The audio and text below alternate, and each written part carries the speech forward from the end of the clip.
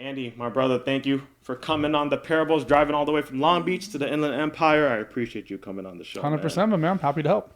Dude, man, I think it was only a matter of time. I'm a firm believer that I cross paths with people, for a reason. Like God puts me in this, certain place and a position. And, it was only a matter of time being that we had some mutual friends, some same people that have been on my podcast, been on yours. And like I said earlier before the recording, I love everything that you're about, man. I think, coming from somebody who's always giving, expecting nothing in return, about serving people, it was only a matter of time before you came on the show, man. Thank you, my friend. I appreciate it. So listen, the Parables really, I like to call like a portal or like a beacon for positive influence, positive energy. Basically anything that the audience can take away from our conversation, hopefully they could apply it and just become the best version of them. I love it. So my goal is to really kind of highlight who you are, everything that's led up to where you are today, and go from there. So let's start off with kind of maybe your upbringing, sure, and then kind of translate into what got you into real estate. We already know we're going to be talking about that, So real estate's the jam. And go from there. Perfect. Yeah, so my name's Andy Dane Carter from Long Beach, California. And I'm third generation Long Beach. I rep that town really hard. I love that city. And I was raised poor. I was not raised with much, was raised by a single mom, and she worked her face off and she did the best she could, to raise my brother and I, but she worked late. So I was left at home, to kind of figure stuff out. And it was really interesting, like the fire that lights in you when you don't have much, you just have to kind of figure it out. Yeah. So I started working at 12 years old and was just hooked. There's a super long story and I've got it all over the internet so you guys can go back and actually hear it. But there was a wetsuit that I wanted. All my rich friends, their parents just drove to the place and got it for them. I had to basically figure out a way to buy it. So I went to all these stores and places to try to work. And everybody told me no because I'm 12 and I was like a kid. And this one guy gave me a shop and I would make $20 a day to go and clean all these different silk screens and crap and chemicals for this t-shirt printing company after school. And I'd take that $20 and I would go give it to the surf shop. And then after a few months, I got the wetsuit and I had it in my arms and I bawled the whole way home, because I did it. That sense of accomplishment never left me. And I do the same thing today. I set those goals and I do whatever it takes to get them. And it's kind of been like a very subtle metaphor for my entire life. Have you always been, just that alone, that story alone kind of almost like, it really sets like who you are almost, being that hustler, but like whatever it is you're working towards, like no matter what, you go ahead and do it. Were you always that translate to kind of what you do now as far as being a people person, about communication, about serving people? Yeah. So, I was a kid, but I was also afraid just like everybody else. Yeah. Young age, you know what I mean? Like, yeah, but I was never going to let my fears completely stop me. So, and I would try all different kinds of sports. I was like a BMX racer and I'd crash all the time. We'd do these jumps and I used to skate and used to snowboard. And I used to just would just kind of see stuff and do stuff that would normally scare people and would scare me, but I would still do it anyways. So once you do that over and over again, it just translates into business as you get older. Like I knew nothing about this stuff, nothing about Instagram or Facebook or YouTube. I had like 200 followers on Facebook. Most of them were my friends from high school. Like I didn't know anything. I didn't exist online. I didn't have a website 3 years ago. So I put a plan together, went all in, because I literally have first gear and sixth gear. I start and then I go either all in or I don't. I make it real simple. Foot on the pedal. Yeah. So for me, I've had so many ups and downs in my life, so many punches in the face, so many money, no money, money, no money. But I just never stopped. There's this thing that I love to use. It's called course correcting. Like you don't have to stop. If you get way off course, just course correct and do a different thing. Adjust. Yeah. If you don't learn how to adjust and adapt in life, let alone business, you're going to live a miserable existence. You're going to blame everybody else for your stuff. That's just bullshit. It's yours. If I screw up, it's my fault. Yeah, absolutely. If somebody that I hired screws up, it's still my fault. Ownership. And you hear it from Gary Vee all the time, but it's like, it's the truth. It's the truth. You know what? It sounds like you were like I guess you could say naive, but at the same time, like a risk taker. Yeah, both, 100%. Like, I didn't know what I didn't know, but I also knew that I was never going to let anything stop me. And because I was poor, I had a big chip on my shoulder. I was trying to prove it to myself. I don't have a very good relationship with my dad because he just valued money over any relationships with anybody else. So my goal was to make more money than him. Like, that was my fire. I'm like, I want to make more money than my dad. That was your Fuck chip him. over your shoulder, yeah. Well, I did it at 19. So and it literally felt good for about 10 minutes. Because I'm like, okay, well, now what? Yeah. So, and it's been the same thing in all the stuff I do. I'll chase these big dreams. I'll actually hit them. And then I'm like, okay, what's next? So a big character defect of mine is not celebrating my wins enough. So if I could give you guys any advice, take some time and celebrate your wins, because you'll have way more losses than you will wins in business. You know what's funny is I've been having this conversation with a lot of people about, you know, obviously those wins, but people always ask, like, you know, Ejay, what's your purpose? What's your legacy? What's this? What's the end game? Or what's your bigger plan? And for once in my life, I finally started to tell myself, I'm like, you know what? I don't know. And the reason why, and the reason why is because, like you just said, you felt that sense of accomplishment for 10 minutes, and then you evolved. Like, what's next? You know what I mean? And that's the same way with myself. It's just like almost like I finally felt okay to say I don't know, because it could change tomorrow if I have a conversation with somebody, just kind of like what we talked about. For sure. But somewhere between probably the ages of 4 and right now, somebody told you it's not okay to not know. So you didn't feel comfortable saying, so true. I don't know, right? So we love to take on our grandparents' fears, our parents' fears, our entire culture's fears, and then they become ours, and we don't really want them. So it just, I don't know, it's so important to be okay with course correcting. My passions change all the time. Same here. But my core is still the same, like be of service and be of value. But my passions for what I'm sinking my energy into shifts. Like, we launched a massive media company just over a year ago, and that was eating up a ton of my time. And now I'm focusing more on like very specific residential real estate in Long Beach and working with buyers and sellers and building an incredible team to serve that city. So my passion right now is that. So like my passion is going to change based on what I'm into. But I like that. It's almost like as if there's no boundaries. Like I was telling Nathan, who's behind the scenes here, is that I'm a serial hobbyist at heart. For sure. And I have to, and that speaks on behalf of getting out of your comfort zone, you know, expanding your knowledge and all that good stuff, being like well-rounded and things like that. So it sounds like that's definitely you. I love to learn new shit. Yeah. Like I'm always going to be doing different things and starting new companies, and some work great and some fail and I waste a bunch of money, but I learn a ton. I'm addicted to the growth and expansion of just learning about myself more. Like, I love to introduce myself to a new version of myself. And I try to do it like every 90 days. So I set these big targets and big goals. So I have to become almost a different person to achieve them. And it's just so important to do. If you stay in the comfort zone, you will be average, and then you'll start resenting the fact that you're average, even though that was what you chose. Like, we're all going to suck in the beginning at whatever we do. Terrible. And then you get a little bit better. But when you get really good at starting, you're going to be fine. Nobody wants to start. Yeah.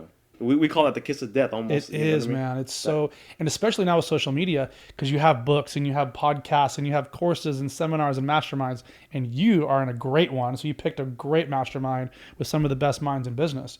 And that's important because you have to get around people that'll push you to start, but are not trying to not give you the intel you need to actually begin. I talk to so many people that are like, they don't need to read any more books. You need to go get your face punched in. Like get the in the game. Yes. Like getting the grit and all that good stuff. That's it. Like, you're not going to learn shit from a book. You're going to get some cool ideas. What you learn is when it hurts and you suffer a little bit. You know, I like what you brought up, and the fact that I think sometimes people, you know, we know that we expect, like, you know, someone to hand us something just like right there on the platter. But at the same time, it's a huge disservice because you're missing everything in between. You don't learn. So, no one's handed me shit. Yeah. I've had to go get it all. But now I have that skill set. You know, I don't ever worry about money because I know how to make it now. No one can take that from me. Yeah. You could have it all back tomorrow. Hope it doesn't happen. And then I can go work and build it back. Like, so I love to empower people, especially like in the space of real estate. You now have a skill that you can take anywhere in the world and make real money. Like you said, no ceiling with that. No ceiling. You can make NFL money. Yeah, that's amazing. You know, let's go back a little bit to, again, what maybe got you, being that naive, that risk taker, that hustler mentality, what kind of got you into, did you get into self-development first or just real estate right away? No, I've been kind of into self-development for a long time because I'm just curious. I'm a natural, very curious person. Same, yeah. Especially about myself. Because I'm like, why do I do that? So I started just to really ask myself better questions. Okay. Like, and that was able for me to kind of turn over a bunch of rocks from my childhood. And I'm just like, why do I do this? Like, why does this make me so upset? Or why does this really hurt my feelings? So I started to just really kind of figure out me. And I took about 1.5 years off of work. And I was like 70 pounds overweight. I was one of the top producers in the state for what I was doing at the time, which is selling wine. I had a big wine team. And I'm like, I'm miserable. Why am I so miserable? So I took 1.5 years off. I became a yoga instructor, started racing triathlons, and got really healthy. Because I went on this like journey of self-discovery. Yeah. And in that process, I got really deep into the self-discovery and self-improvement world. There's so much that's bullshit out there, but there's some that are really great, and you can just ask yourself better questions. And then I had to have more conversations with myself, like, dude, why is this so important to you? Once you understand why it's important to you, you can actually do something about it. And what things mean to you. Yes. Yeah. Once you discover like your values, for instance. And I don't judge. Like, if there's shit you like, cool, do you. Yeah. Like, but you know, I try to stay in my lane, and as long as I'm in full integrity and just trying to help, I'm a happy person. So you were in wine initially. As a wine sommelier, I was one of the youngest wine sommeliers in the country. I used to own restaurants and all that kind of stuff. And then I went to work for the largest distributing company, and I was a wine manager. And I would I'd basically work all day selling wine, and you know, like working with winemakers and driving them around and tasting wine and drinking wine, selling stuff. And then I would stop by 3 or 4 accounts at night and have some drinks, and then I'd go home and, you know, at late, wake up at 7, do it all over again.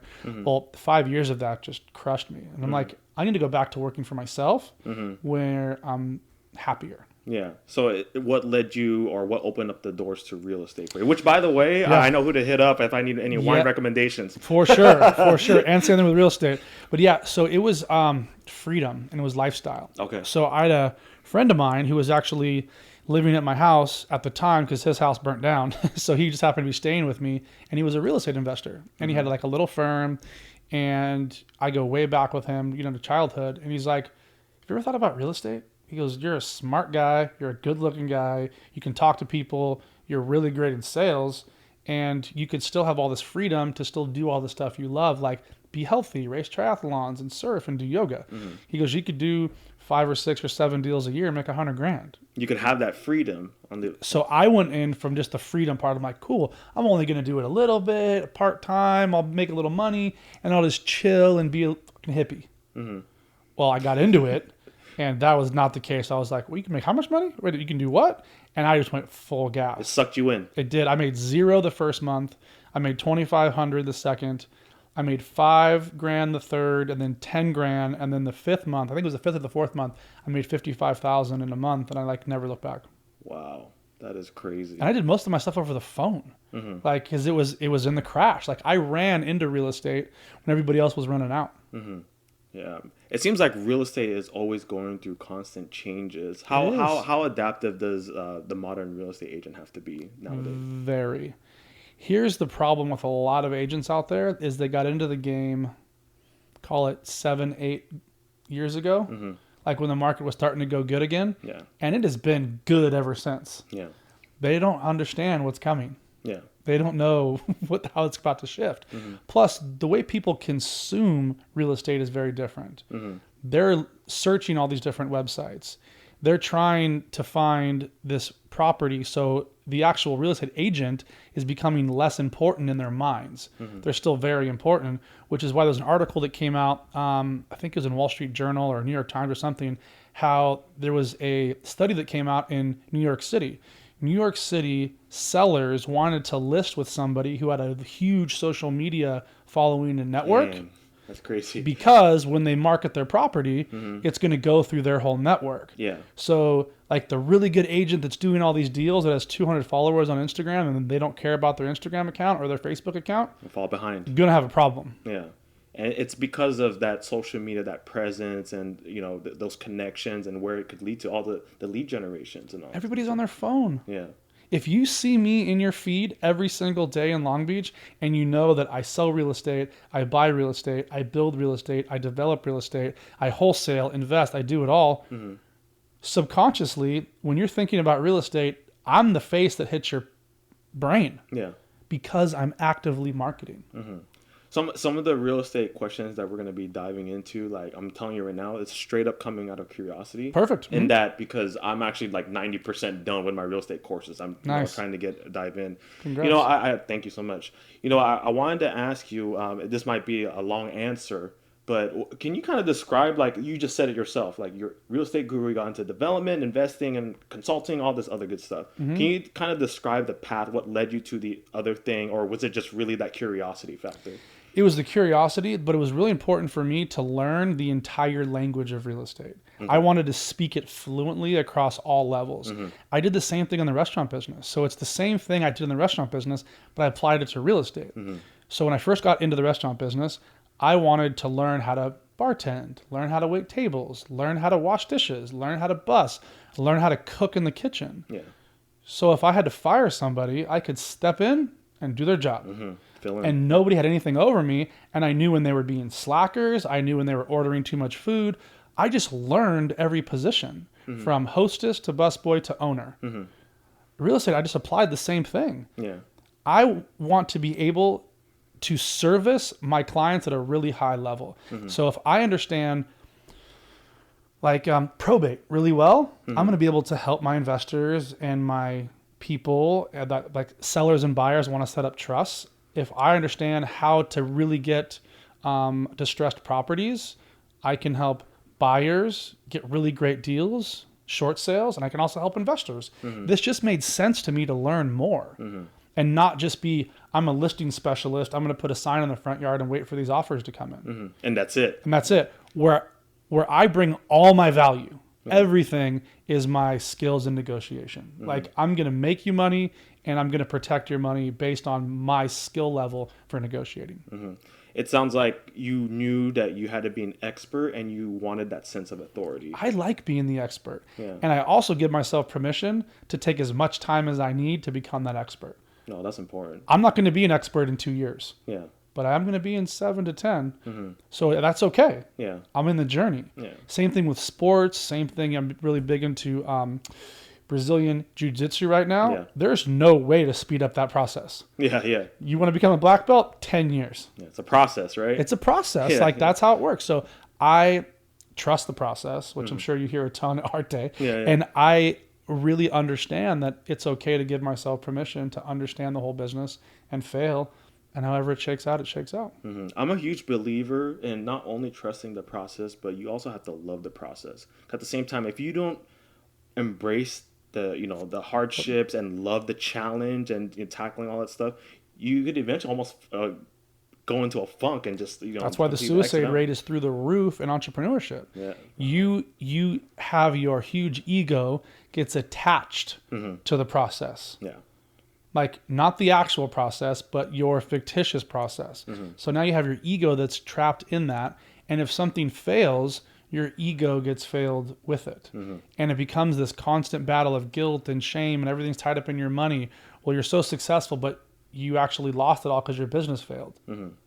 So what? Start another one. Yeah. Not one successful entrepreneur on earth, not one, has ever started something and sold it for $6 billion with no problems. Yeah, yeah. Like it's usually like their 10th or 20th company. Yeah. There's no hole in one. There's no hole in ones that do not exist. Yeah, yeah. You know what? Again, going back to just the type of person you are. Again, we spoke about this, about being of value, being of service to people. You know, helping people out, being a positive influence. Mm-hmm. You know, that's what I'm all about. How has that served you in regards to real estate and your business? I mean, it's everything to me. That's why I've got these crazy non-negotiables every morning, because I have to get my head right before I can do anything. And a big part of that is staying positive when I don't want to be positive. Like, I'm bummed, I'm pissed, I'm mad, I'm whatever, super triggered. How do I fix this? Yeah. That's when I have to go into my toolbox and start to fix stuff. Like, you will get exactly what your internal dialogue is. Absolutely. 100%. If you're like, this day's fucked, this is awful, blah, blah, blah, this happened, I opened up some emails, that's going to continue into your day. Yeah, yeah. There's been days I'm like, it's awesome, this is great, after this meeting it's going to be even better, knowing it's not true, but I'm slowly telling myself. There's all these scientific facts about, and there's this guy named Chris Voss, who's an unbelievable guy. You should definitely check out his book. He's the head hostage negotiator for the FBI. Like, his whole job is totally insane. Well, he has all this science behind smiling. Like, when you smile, your face starts to release these certain things in your body, like serotonin and dopamine. And they tested it by people that would actually bite a pencil and then you couldn't let your lips touch. So you had this like fake smile. It still works. Yeah. So we are a direct product of our internal situation. And if it's positive, it'll be positive. If it's negative, it'll be negative. I like that you bring that up, because if there's anything that people know about me, and I'm going to tell you this, was, you know, nursing wasn't my passion at first, but I knew that I could apply my personality and my good energy towards my practice. So when I would go into, you know, obviously the hospital is a very distressed place, spiritual, people are healing, dying, in pain. I would have to go into the room, show my authority, just like we talked about, because I looked young. Everyone would be like, how old are you? You know what I mean? But I had to go. I'm like, 60 years old, but I'm Asian, so I you do whatever. Yeah, but you know, I had to go in there and I had to apply kind of what you said, like that set that mentality or that good energy, so I could actually heal them from within. Instead of just taking pills, taking narcotics, and things like that. Because you have to be able to hold space for them. Yeah. They're scared. I'm sure you've walked into rooms before. People are petrified. They don't know what's going on. They're full of fear. It's a very important thing and very important job. But you need to understand, like, that's your role. Yeah. And staying positive is so important. And sometimes, because here's a, you know, thing or science or whatever, you cannot be full of depression and anxiety when you're in gratitude. You're like the brain won't let you. So when you're being of service and you're helping somebody who's scared, even if you're having a bad day, that takes you out of your head and it puts you more into your heart. So once those things connect again from a pure place, dude, it feels so good. Yeah. That's powerful what you just said. You know, aside from gratitude, is there anything maybe like personally that you do to stay positive? Like, for instance, with me, I have this thing that I like to call, like, I almost feel like I want to trademark the whole process of discovering your inner hype man. Like, you have to be your inner, because motivation's so overrated, right? It just dies so fast. And surrounding myself with positive people, of course. Are there anything, like, in particular with you personal that helps you stay positive aside from practicing gratitude? Yeah, so I do a 10-minute meditation as soon as my brain wakes up. It's like your morning routine? My morning, it's like non-negotiable. Yeah. It's what I do no matter what. Very interesting. Even when I'm hurt and injured like I was a couple weeks ago in bed. I saw that. Like, I'm like, this sucks. I just got woke up. It's 1 a.m. and the stupid rib popped out of place in my sleep. I wake up screaming. Like, I go through my process to try to stay positive. 10-minute meditation, and then I sit in gratitude for 5 minutes. And then I try to have something clean and healthy, and then I work out. That is it just really helps me. But you made a good point, how you have to be your inner hype man, because a lot of times we'll do something in business or we'll try something new and everybody thinks we're out of our minds. So you have to be your biggest cheerleader. Yeah. Because on a lot of days you're going to need it. I use my kids, is it's very, very easy for me because I'm very close to them and I'm building a lot of stuff for them. So on those days that it's hard, it's really easy for me to lean into that. But if you don't have that, you just have to know that this is a process and you have to trust it. And if you're a spiritual person, and you basically are in a bad mood and you don't trust this process, you're basically saying like you don't believe in God. You don't believe that there's anything else that's bigger than you, and you think you're driving. Yeah. Like, I believe everything is divinely guided. I'm here on purpose to help whoever. Mm-hmm. We were supposed to meet on purpose. Like, I don't think anything is by chance. Yeah. So I try to stay in that. And trust me, man, there's days when I'm like, all the tools don't work. Yeah. It's all broken. It's like everything's against you, right? I'm still mad. And so you can ask my wife. And sometimes I'm just like, you know what? This too shall pass, or this will be over in a couple days. Yeah. And you know, that's human nature. Like, I get in funks because I have a very high expectation of myself. Yeah, same here. So when things aren't going as I want them, that's when I usually have to take a step back and being like, all right, where's the lesson in this? Mm-hmm.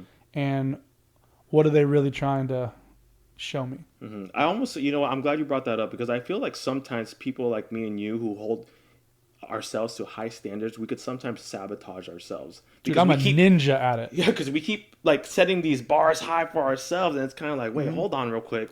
Like, let me go back, take a step back, focus on this, and then keep going. But that self-sabotage, I feel sometimes disrupts a lot of people's like inner peace. It does. And self-sabotaging is very real. And it usually has to do with fears and belief systems about yourself that might not even be true. Yeah. I used to self-sabotage because I liked to build. So I would burn it all down so I could rebuild it. Mm-hmm. And then I learned as I got a little older, don't do that, dummy. How about sell the business instead of burning it down and then do something else? Mm-hmm. But I would do it in my personal life. I would do it in relationships. I would do it with my physical body. Like, I would create these insane things, get in great shape, and then blow it. Mm-hmm. Like, self-sabotaging is really real. And as long as you can see it coming a little early, you can, again, maneuver and course correct. Yeah. But it plagued me for most of my life. Mm-hmm. Going back to your real estate career, I know we talked about that, you're a guy of like serving people. But when did it come across your career, like when you were like, man, you know what?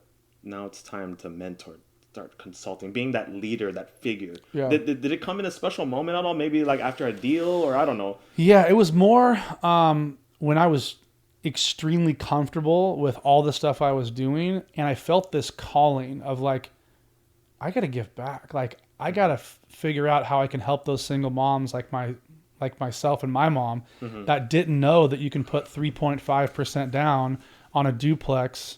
And, on like a $400,000 duplex, that's like 14 grand. Yeah.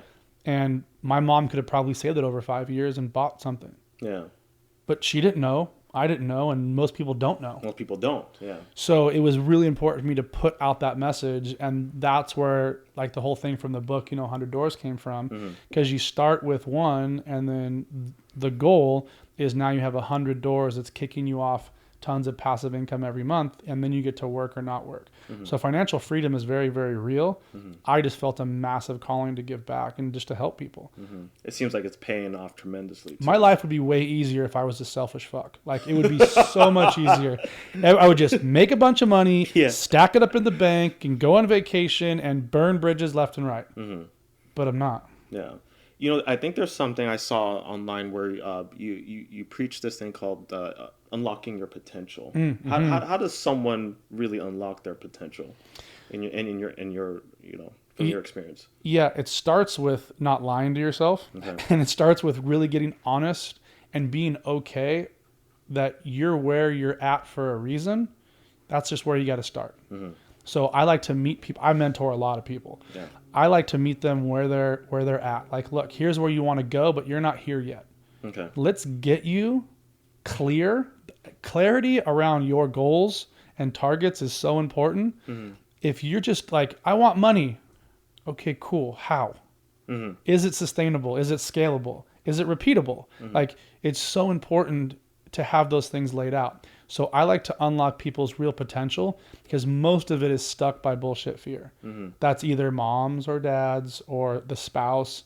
So there's a book called Crucial Conversations. Okay. It's a phenomenal book. It just helps you have those conversations a little bit earlier. Your gut is going to tell you a conversation that you need to have with your spouse or your brother or your parents. You're like, look, I'm just not feeling school right now. I don't want to be an orthodontist, but I'm going to stay in school for 2 years to make them happy and go into debt because you weren't willing to have that crucial conversation because you weren't willing to be honest with yourself. Like the faster you can be honest and comb through your own bullshit, the faster you can get to an action plan. So I call bullshit a lot of people's stuff. They're like, I'm going to do this, I'm going to do that. I'm like, not a chance on earth. You aren't even close to starting that process yet. Well, one, you have to be authentic with yourself, but at the same time, you have to keep the promises to yourself. It's the biggest promise. I'm never more let down than when I let myself down. Like when I stop doing the things I promised myself, everything else in my world crumbles. Yeah. I'm short with my kids. I'm like, everything else starts to fall apart. I'm like, what is my problem? I'm like, oh yeah, I stopped doing this and I promised I would. We have an inner child that's in us that just wants to play. Yeah. And when you say you're going to play and then you don't, that is where the self-sabotage starts throwing fuel on stuff. Yeah. And there's like an inner war going on. Yeah, and we all have it. We all have a board of directors up here, and we're trying to figure out, what's the best way to do what we love and what we want to do. Yeah. But there's a self-sabotager sitting in there. Definitely, for sure. If there's one thing as entrepreneurs, sometimes we really just focus on. We don't care about the how. We just know we're going to do it, right? Again, coming from a place of curiosity, there's no question, I'm sure everybody who's trying to change their life or, just get ahead or plan for the future, they want to get into real estate investing. I mean, without getting super detailed where we go like 3 hours into the podcast, how does really one start, or how to get started in real estate investing? Sure. It's so important to not buy a house or a condo or a townhouse as your first piece of real estate. You can become an investor on your first deal. So, and it's what I preach in the book like crazy and all over the place.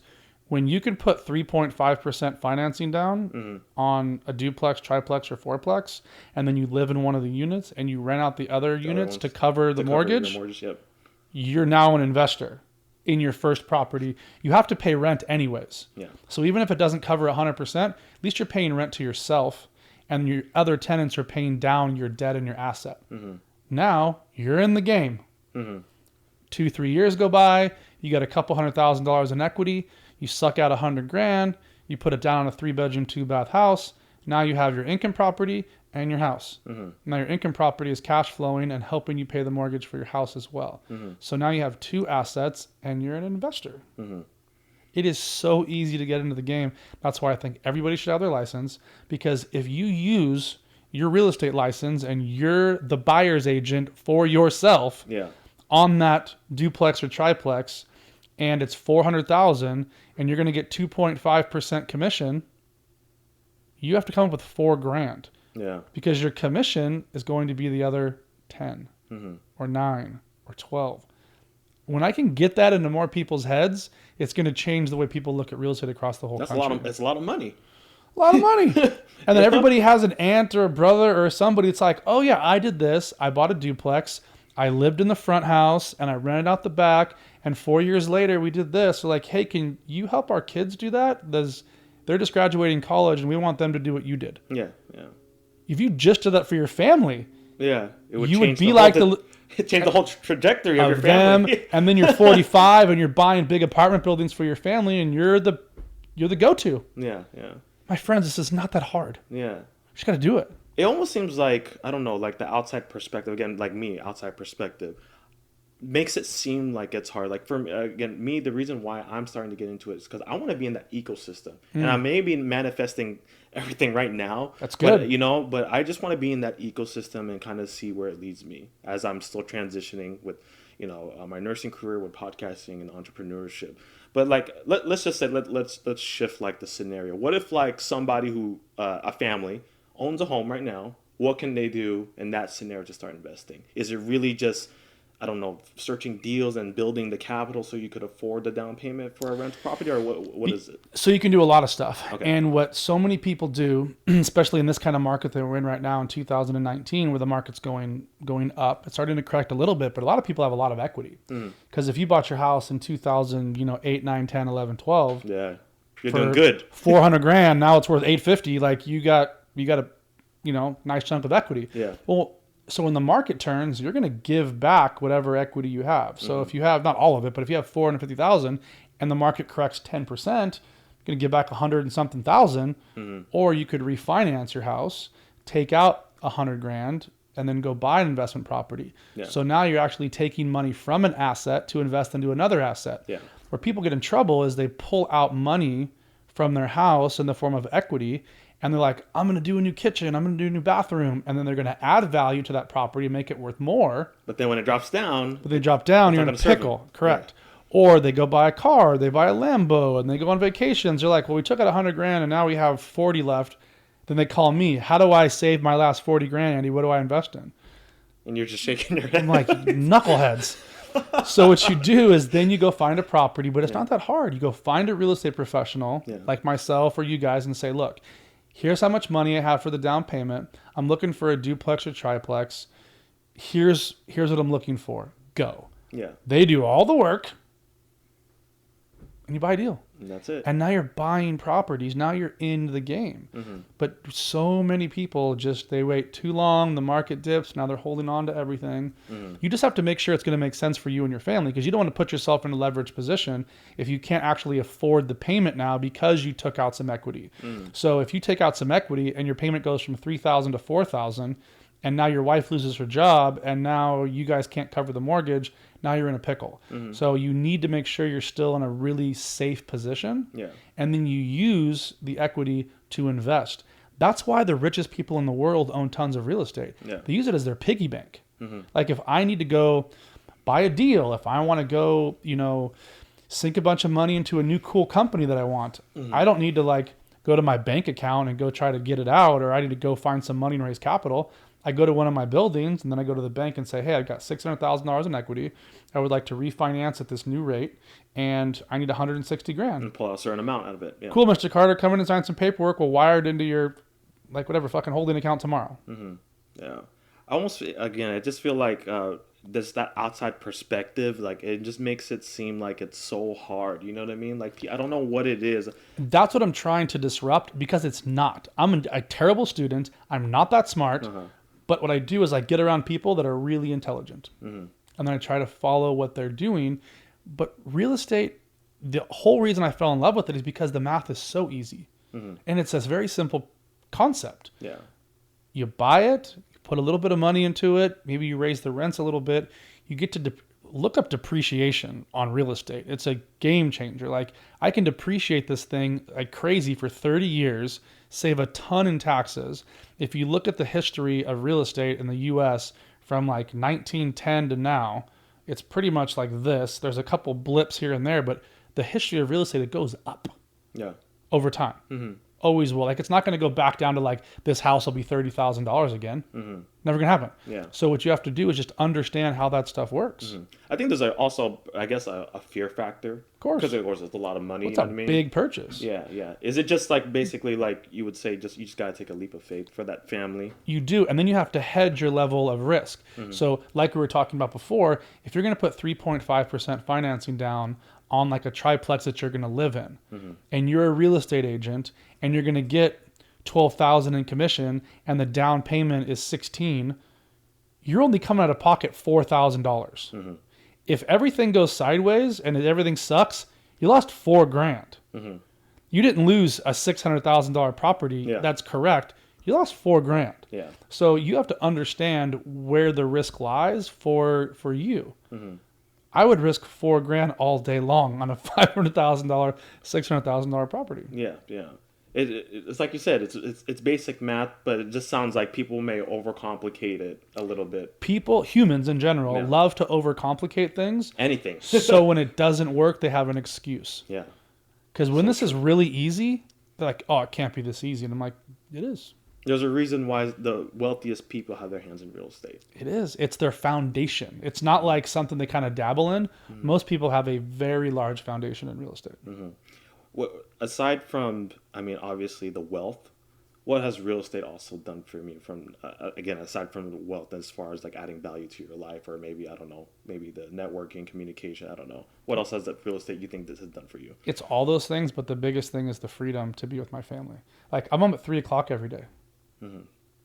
That's amazing. Most people can't say that. Yeah. Like, most people would die to have that. That's the thing. Like, I've chose to make less money to be, more with my kids. Yeah. So that's the choice I get. That's the beauty of real estate, and there is no ceiling.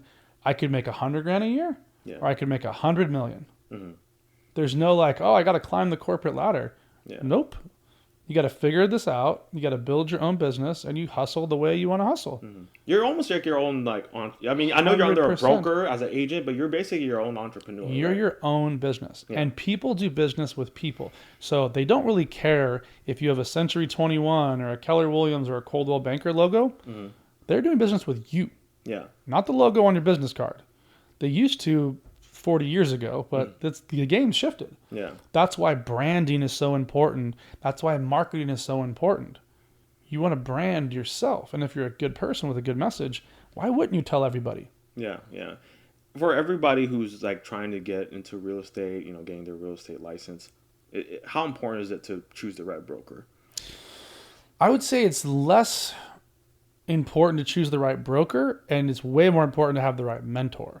Because there are these huge, unbelievable brokerages, but the branch might suck, and the branch manager might be terrible. Yeah. So you picked the right brokerage, but you're going to get shit for any kind of training or mentorship. Yeah. So for me, it's more so finding the mentor that's going to walk you through these processes in what's happening in today's market. Not stuff that worked 20 years ago or 10 years ago. You want all the tried and true. You want somebody who is doing it in real time that you line up with. Yeah. Like, there's people that could not handle me as a coach or couldn't handle me as a mentor. Mm-hmm. Other people, they need it so bad and it works perfect. Yeah. So you just have to line up with who you line up with. Mm-hmm. But that's the most important, is picking the right mentor than like whatever company or brokerage you're going to go with. Mm-hmm. As soon as you start talking about outdated tactics and sales, I heard Joe Coach's voice in the back of my head. For sure. He's all about it too, yeah. and very passionate about it, as he should, because the market's shifting. Everybody's concept around it is shifting. Mm-hmm. So either you're going to shift and adapt, like we talked about before, or you're not, and you're going to get crushed. Yeah. Aside from lacking that social media presence that we spoke heavily about, what are maybe 2 to 3 things you see right now that real estate agents are doing wrong, straight off the bat, that's fostering the failure? Probably follow up. Most of them are terrible at follow up. Okay. They're not making their calls. Mm-hmm. They want it easy. The proven stats are, I think it's 5 deals. So for each transaction that you do, that should net you 5 referral deals that you close. But most people don't go back to that one deal that they closed and keep that relationship going and nurture that relationship. Mm-hmm. So follow-ups. Follow up. And a big, huge white space in real estate is podcasting. Mm-hmm. And we're doing it like crazy. But if you go to an open house and you see a laptop computer and, some little microphone and a Yeti mic, and you're sitting there talking to the neighbors, just about whatever real estate that's going on in the neighborhood, and you're talking about restaurants in the neighborhood, if you go see 10 or 12 homes over the weekend, you're going to remember the one where there was a podcast in the kitchen. Wow. It's a huge lead generation, and it's a door opener for the conversation. Mm-hmm. Even if they have their agent with them, and be like, hey, come over, I just want to ask you guys, I love this neighborhood. Why do you guys want to live here? Yeah. Their agent's standing right there. You're not trying to poach their clients, but what you're doing is you're creating this environment to ask questions. Yeah. Or somebody comes in I'm just a neighbor. I'm not a buyer. I don't have an agent. Okay, cool. You know what? Have you ever thought about selling? Yeah. Well, no. I'm okay, well, and then you just start a conversation with them. They're going to remember that. They're going to remember that. Yeah. Would you like to be on my show? And we're going to run this thing in a Facebook ad later, and it's going to run in this whole neighborhood. We'd love to have your opinion on the neighborhood. And hey, where's your favorite restaurant? Mm-hmm. And all of a sudden you get 3 people that say the same restaurant, and now you go to the restaurant. Hey, you know what? I would love to sit down with the owner and just have, like a quick little 20-minute, kind of Q&A, because I was doing a podcast at this open house, and 3 people said they loved your restaurant. And now you're doing a podcast with the restaurant owner, so now you're networking with them, and then you just ask for like referral business. Say, hey, Yeah. I'm the local real estate expert, and I want to push all these people that are buying houses in this neighborhood to your restaurant. And then you have an event 2 months later called Buyers and Beers, and you go to the restaurant and you go to the restaurant owner and say, hey, I'm going to bring 20, soon to be agents or soon to be clients for this area, and I want to use your restaurant as like the focal point for that. And you just, again, you go and you go and you go. Lead generation. And what people don't understand, like as a podcaster myself, I see it. But what Andy is doing right from there, he's slowly but surely building a community right then and there. You're building your tribe. Yeah. This works. So if like I was to go to some city where nobody knew me, this is what I would do. Yeah. I would go do open houses. I would meet as many agents and as many people as I could. I would launch a local podcast. I would interview local business owners, and I would run Facebook ads in those zip codes and Instagram ads in those zip codes and YouTube ads in those zip codes. You give me 6 months, I'm taking chunks of business of people who've been there for years. Yeah. That's amazing. And that just goes to the fact that, again, why I have been preaching that podcast. It's been such a powerful platform.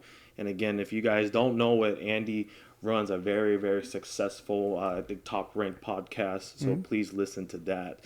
On the flip side, what's something that, we talked about, like some of the issues or some of the things that real estate agents are running into from the get-go. What are some things people could get ahead, like right away? I guess aside from the social media presence, aside from getting the right mentor, what are maybe some quick tips for some people just getting their feet where they could get ahead? Sure. I have a lot of new agents, and they've got these questions are like, how do I get clients when I've never closed a deal, or I've only closed 2 deals? Yeah. Why is anybody ever going to want to list with me or use me as their buyer's agent? It's the same across the board from everybody that I coach and mentor. Like, what did you do before? Oh, I was a nurse. Do you think weaving you being a nurse into the conversation of helping somebody is probably a good idea? Like, you're like, here's what I do, and I love real estate, and I was in this field forever because I love helping people and being of service, and it fills me up with joy to just go all in on people and helping them. Even if you've never done a deal, they're going to feel more comfortable with you because of what you did before. Yeah, bring that intimacy and that emotional attachment to the ball game, right? Talk about what you're good at because you don't have enough time in the game to talk about the real estate part. Like if you're an interior designer or you sold clothes in retail, why did you love it? Weave that into the conversation and start telling stories. Hey, there was this guy that came into the store. Like just sidebar the conversation of real estate. Yeah. So I love it. Well, it's funny because a buddy of mine, a real estate agent who is, I think is pretty successful, we keep talking about the future of real estate and how like possibly the future may not even involve an agent. In your opinion, just from everything, from your expertise and your experience, what do you think the future of kind of the real estate holds for like an agent? It's gonna always be there. I mean, it's still a very large purchase. There's a lot of legal ups and downs. It's going to be a belly-to-belly service for a long time. The technology helps it. Yeah. It's made it easier. Yeah. Everybody freaked out like, oh, there's all these platforms now, and they can see everything that we can on the MLS, so we're not as important. That agent's already in big trouble because they're not willing to adapt, and all they're willing to do is make excuses. It's just like with the social media. Like I don't care if the market's going up, going down. I don't care who's president. None of that bothers me. Yeah. If you're good, you're good. Yeah. And if you're good, you're going to have business. Yeah. And if you're good, you're going to understand how to leverage the technology to make your business better, more scalable, more efficient, and just a better experience for the person. If you suck, like you're not going to create an experience that somebody's going to want to do again.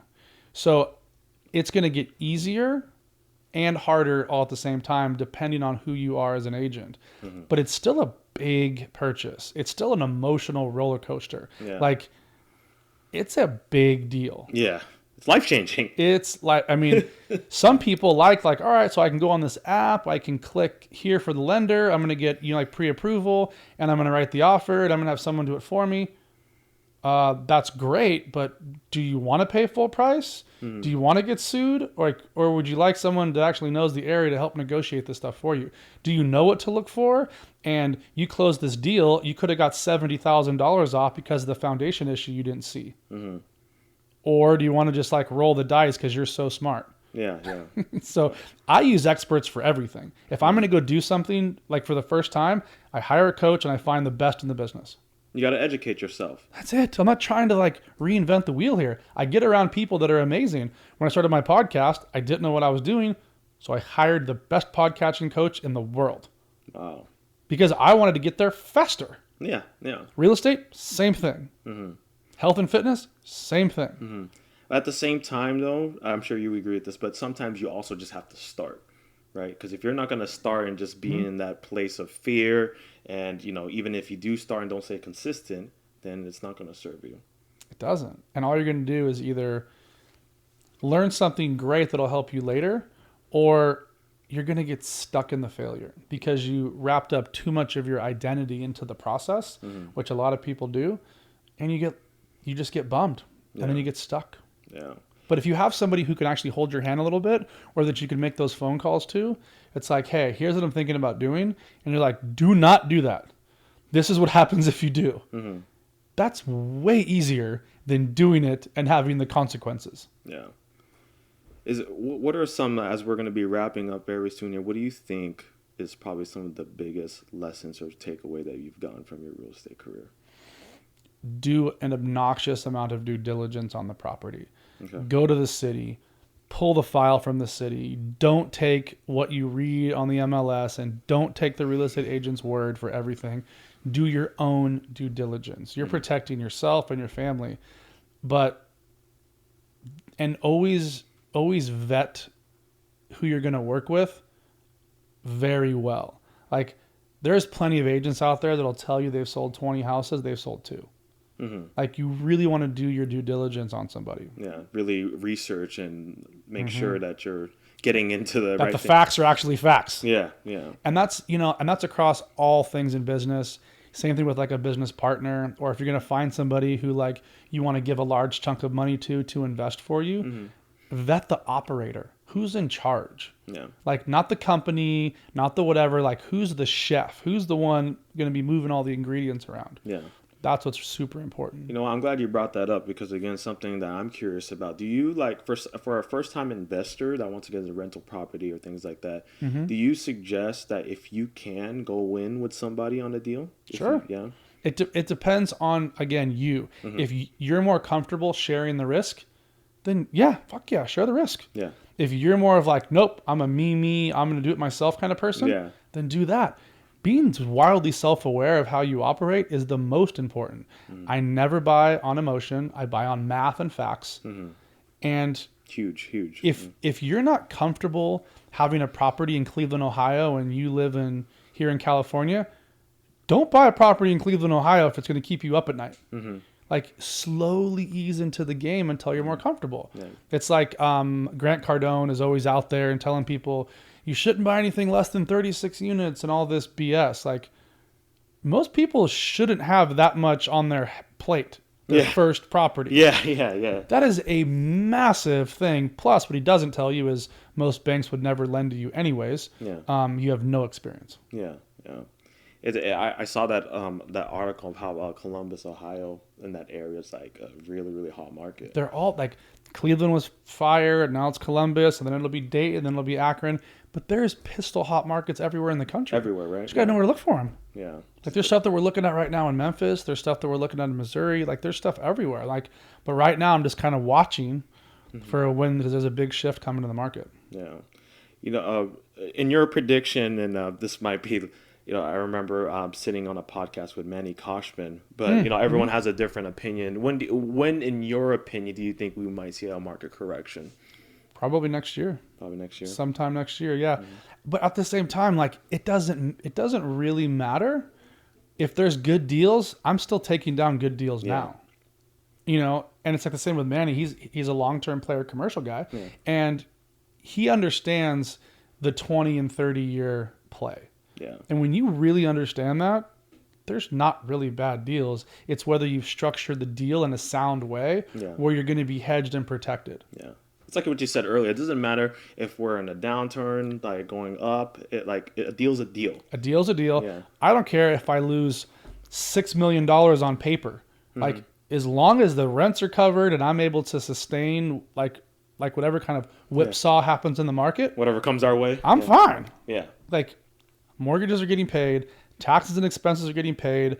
I might not be crushing it on paper like I was, but my tenants are still paying for my assets. Yeah. And for me, that's way better than going out and working to try to, save $1 million to buy one building. Yeah, well, definitely.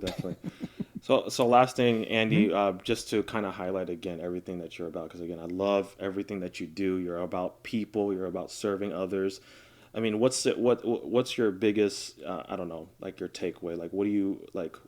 I don't know, like what's next for you? I usually ask people like kind of like what you want your legacy to be known for. And I hate using that question because I use it so much, but everyone is so unique and different. Yeah. And man, I tell you, I always ask that damn question. But no, but you know it's a what? good question. But you know what? Like again, you are so unique, and again, I love everything you're about.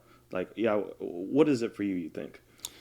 I mean, I started this whole thing with a very big focus on my kids. Yeah. So and this hit me like a brick when I was in the office with Gary Vee, and he basically just laid it out for me. If I was to die 3 years ago when I started this journey, my kids would have no idea how passionate I was about helping people. Yeah. They'd have no idea all these big, massive deals that I closed behind closed doors. They'd have no idea what I was actually about. Yeah. Because they were, 1 and 3 at the time. So a big thing is me putting out content. So if something does happen, they know me. It's always There's there. 3 full years every day hammering out tons of content. Like I would give anything to hear a podcast from my great grandpa and his brother coming back from World War I, which I say a ton. Like I say it from stage a lot. Yeah. It's just, this stuff is so important to me and it lives on forever. Like my great grandkids are going to listen to this show. Yeah. So my legacy is to put this stuff out, do the right thing, and then to share my journey. Yeah. Like I want to inspire somebody to say, well, dude, if that dude can do it, who got D's and F's in school, was raised poor as shit, like had every single thing stacked against him and could still do it, well, then maybe I can too. So I just like to be the beacon for that because trust me, if I could do it, anybody could do it. Yeah. No, I love that. And I think sometimes people, there's a huge concept or word going around vulnerability, right? And people are always like, well, I don't want to share all my struggles and all my, everything that I'm going through because it's personal. But at the end of the day, like people such as you and myself who feel empowered, who want to give back, people do not know that, there's other people you could relate to. You know what I mean? It just makes you very relatable. So like the more I share, like the more people that I let in, that's the way to develop like an actual tribe. Yeah. I like it when I've said more on podcasts than anywhere else in the world. There was stuff I held on my whole life that I just it came out in a podcast. Yeah. So like for me, it just gives me permission to just be the full authentic me. And I like the way that feels. Yeah. Like then there's not stuff that's stuck in there and hiding. Just all comes out. I feel, we were talking about being podcast features, and I almost found like ever since I started hopping on other people's podcasts, I'm starting to discover new things about myself. For sure. It's pretty crazy. Well, and that's the beautiful thing about podcasting is I've become a better communicator because of my podcast. I become a better listener, which I was already a great listener because of my podcast. Like this helps you develop a new skill. Yeah.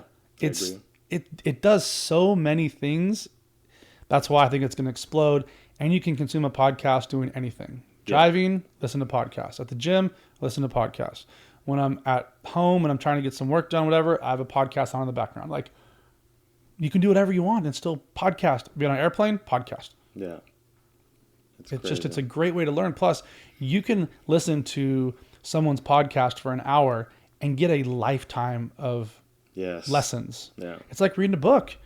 It's free. It's free content too. It's free. Yeah. So it's amazing. That's why that only attests to again your podcast. For it being so successful the way it is, and that's why.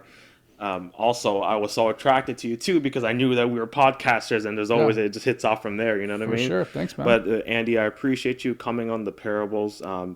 where can anybody find you who's wants to reach out to you, maybe do some consulting with you, anything like that? Yeah, I'm super easy to find. If you just type my name into Google, Andy, and then Dane, and then Carter, Carter. That's my handle for Instagram, which is where I spend a lot of time. So if you're on Instagram, send me DMs and stuff like that there. And so if you go to my website, andydanecarter.com, everything there. It has my YouTube channel. I can consult. You guys can book me to speak at events or at your brokerage or at your business. And you guys can download my 2 books for free there, 3 Series and the 100 Doors. We have tons of free content there. Just type me into Google and you'll find me. All right. And then your podcast also, the Andy Dane Carter Show. Yeah, the Andy Dane Carter Show. It's on everywhere there's podcast. And the show is filmed. So it's on Roku, Amazon Fire Stick, and Apple TV. But yeah, you can find me anywhere. Type me into Google. All the shows will come up, everything. Mm-hmm. That's funny. I just Googled my name the other day and I was like, man, you know what? I want Ejay Cruz to fill up like the next 5-10 pages of Google. You know what 3 years ago, I did that. Yeah. And it came up as I did something in London, but it wasn't me. And then 3 years later, I'm literally the first 3 pages, like just me. Forbes and Inc. and all this accolades. It's insane. Yeah, that's so you can do it in a very short period of time if you're just willing to dedicate yourself to it. And put in the work, right? That's right. Andy, I appreciate you coming from Long Beach on the Parables. LB. Dude, guys, if you guys find value out of this episode, please do me a favor. Share it with a friend, refer somebody. If you are listening, please tag me and Andy. Let us know what you think. Oh, actually, here's what we should do. So here's a small little contest that we can do if you want. If you do like an Instagram story and you tag me in it and tag him in it, then I'm going to share it on my feed. And then we'll do like a little program where I can give you like a book or a signed book or maybe like a 1-hour coaching call. That's $1,000. So I'd be more than happy to give that out to you guys. But share in the DM with me if you have questions. But share this show or something that you liked, and we'll put you in the contest. Thank you so much. I appreciate you. And I don't know if you know, but I have Legends only signed the infamous Parables podcast canvas. So if you could do that, and again, I appreciate you 100%. so much. I got your back. Parables podcast with Andy Carter. I appreciate you guys so much. We are out of here.